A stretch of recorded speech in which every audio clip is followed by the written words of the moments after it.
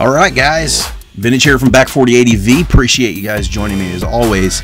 This week we're en route to Hohenwald, Tennessee for Tennessee Dual Sports Southern Discovery Route. It took me about approximately an hour and a half to get to this location in Tennessee. I took the Natchez Trace Parkway, which is unremarkably beautiful. If you ever have the opportunity to go through Natchez Trace, it's roughly 440 miles and it extends from Natchez, Mississippi all the way up to Nashville, Tennessee, and it links up with the Cumberland, Tennessee and Mississippi rivers. The roadways are normally always clear of trucks, semi-trucks, because semi-trucks are not allowed. The most amount of traffic that you'll actually see on this roadway are for bicyclists. It's a huge destination for road bikes trying to compete this 440-mile trek. So be on the lookout if you're ever trying to take the trip on Natchez Trace. This is a beautiful, beautiful area that we all have to share. The Tennessee Dual Sport group boasted a 200-mile-ish weekend event, which was hosted at Fall Hollow Campground right outside of Hohenwald, Tennessee. The awesome community of ADV riders and dual sport riders were extremely welcoming at this event this year. It seems like I might mark my calendar next year for this same event.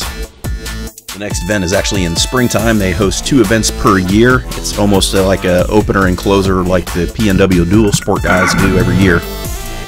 Since I've done sweeper duty before, I signed up to volunteer to be the sweeper for the Saturday's event. Coming into this event, I honestly felt like PNW, the Pacific Northwest area, was one up on Tennessee riding, and I couldn't have been more wrong. I almost put my foot in my mouth several times, but the Tennessee area is very challenging roads. It might not have the mountains that the Pacific Northwest has, but it does have its very beautiful areas and pretty challenging spots for riding.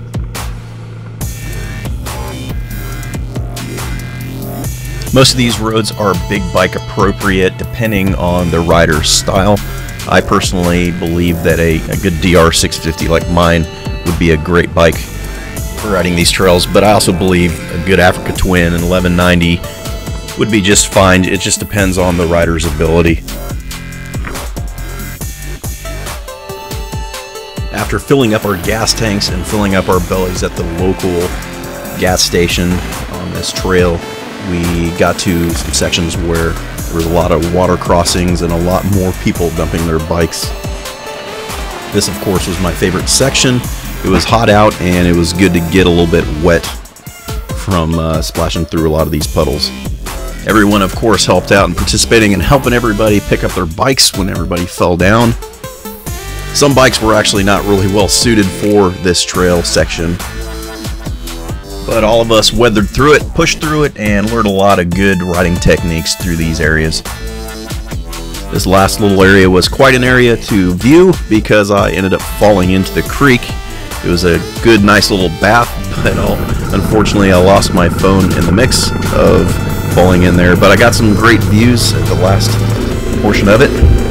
What a beautiful way to end the day than to come here to this area and film the bikes up on top of the waterfall. Hopefully everybody enjoyed the video. I'm glad I got to share this with you out in Hohenwald, Tennessee, and kind of show you guys what Hohenwald actually has in store for dual sport and adventure bike.